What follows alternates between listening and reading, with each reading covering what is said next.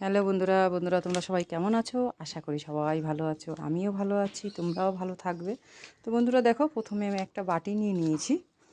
তো বাটিতে দেখো আমি দুধটা ভালো করে জ্বালিয়ে আমি দুধটা রেখেছিলাম, সেই দুধটা আমি বাটিতে নিয়ে নিলাম। তো বাটিতে নিয়ে নিলাম। আজকে আমি কেক বানাবো, ঘরোয়া কেক কীভাবে বানায় আমি তোমাদের দেখাবো। তো দেখো, দুধটা জ্বালিয়ে নিয়েছি ভালো করে। এবার আমি দুধটা ঠান্ডা করেও নিয়েছি।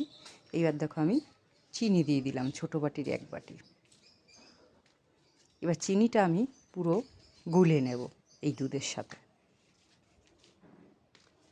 পুরো গুলে নিতে হবে দুধের সাথে, দানা ভাবটা যেন না থাকে, এই জন্য ভালো করে একটু গুলে নিতে হবে।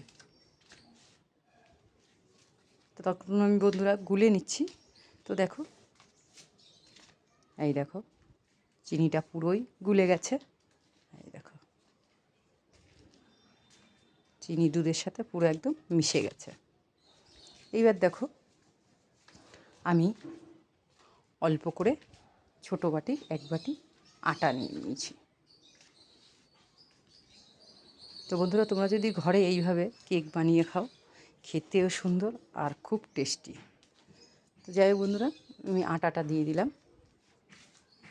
এবার আমি দেখো বেকিং সোডা আমি 1 চামচের অল্প দিয়ে দেবো, একটু অল্প দিয়ে দিলাম। এবার আমি বেকিং সোডা 1 চামচের 4 ভাগের 1 ভাগ দিয়ে দেবো।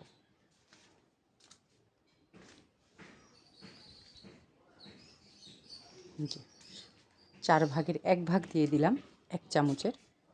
এই দেখো বেকিং সোডাটা একদম কম দিতে হবে, বেশি দিলে হবে না। এবার আমি দেখো এইগুলো আমি দুধের সাথে ভালো করে গুলে নেব। চামচ দিয়ে ভালো করে একটু মিশিয়ে নিচ্ছি দুধের সাথে, তারপরে ভালো করে গুলে নিতে হবে আমাকে। ভালো করে যদি আপনারা এটাকে গুলে নেন, দুধের সাথে আটাটাকে ভালো করে মিক্সড করে নেন, তাহলে কেকটাও খুব সুন্দর হবে আর খেতেও খুব ভালো লাগবে। তো দেখো বন্ধুরা, আমি দেখো ভালো করে ফেটিয়ে নিতে হবে। এই দেখো একদম পুরো ফেটিয়ে ভালো সুন্দর করে নিয়ে নিয়েছি। এই দেখো কেকের গোলাটাই মেন। গোলাটা যদি ভালো করে করতে পারেন তাহলে কেকটা খুব সুন্দর উঠবে আর কেকটা খেতেও ভালো লাগবে। তো যাই হোক বন্ধুরা, এইবার দেখো সামান্য একটু পরিমাণ টেস্টের জন্য আমি সামান্য একটু লবণ দিয়ে দিলাম। লবণ দিয়ে ভালো করে আমি এবার একটু গুলে নিচ্ছি আবার। এইবার দেখো গোলাটা আমার কমপ্লিট হয়ে গেছে। এবার আমি দেখো একটা বাটি নিয়ে নিয়েছি। বাটির মধ্যে একটু সামান্য তেল মাখিয়ে নিতে হবে, নিয়ে তারপরে আমি এটা ঢেলে দিলাম বাটির মধ্যে। তো বন্ধুরা বাড়িতে এইভাবে বানিয়ে খাবে, খুব সুন্দর লাগবে। তো দেখো বন্ধুরা, আমি কড়াইতে জলও দিয়ে দিয়েছি। সবাই বালির গরমে করে, লবণের গরমে করে, আমি আজকে জলের গরমে কেক বানাবো। তো যাই হোক জলটা গরম হয়ে গেলেই আমি বাটিটা বসিয়ে দেবো কেকের।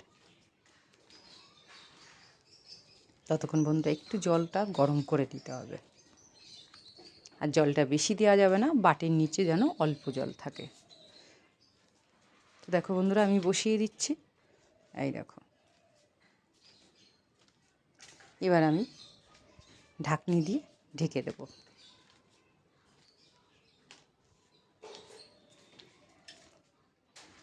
ঢাকনির যে ছাতাটা আছে সেটা আমি একটা কাগজ দিয়ে ওটাকে আটকে দেব।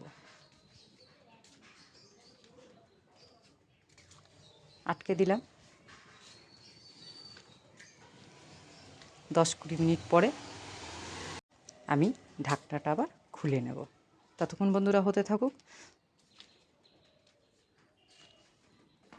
তো দেখো ঢাকনিটা আমি খুলে নিচ্ছি।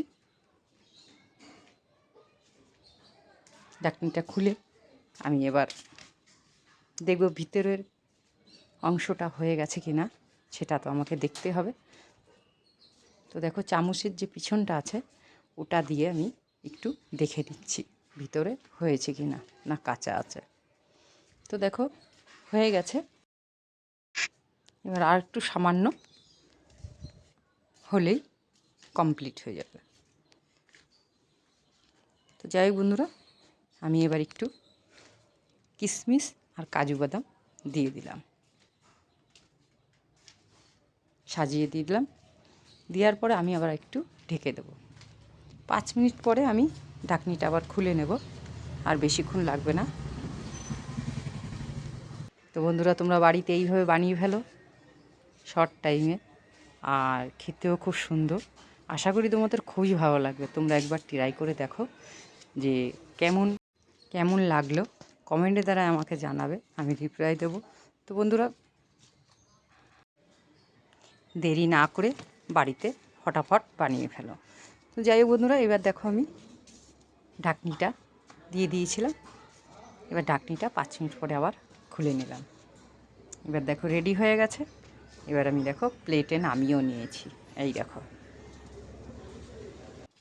কেক বানাতে গেলে বেশি টাইম লাগে না, শর্ট টাইমেই হয়ে যায় বন্ধুরা। তো বন্ধুরা বাড়িতে বানিয়ে ফেলো।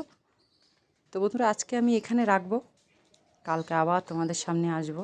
তোমরা ভালো থাকবে, সুস্থ থাকবে, আর সব বন্ধুদের সাথে শেয়ার করে দেবে। আর দেখো বন্ধুরা কেকটা কতটা সফট হয়েছে, পুরো একদম হাতে দিলেই মোমের মতন। এই দেখো খুব সফট হয়েছে কেকটা। তো বন্ধুরা আজকে আমি এখানেই রাখবো, কালকে আবার তোমাদের সামনে আসবো। তোমরা ভালো থাকবে, সুস্থ থাকবে।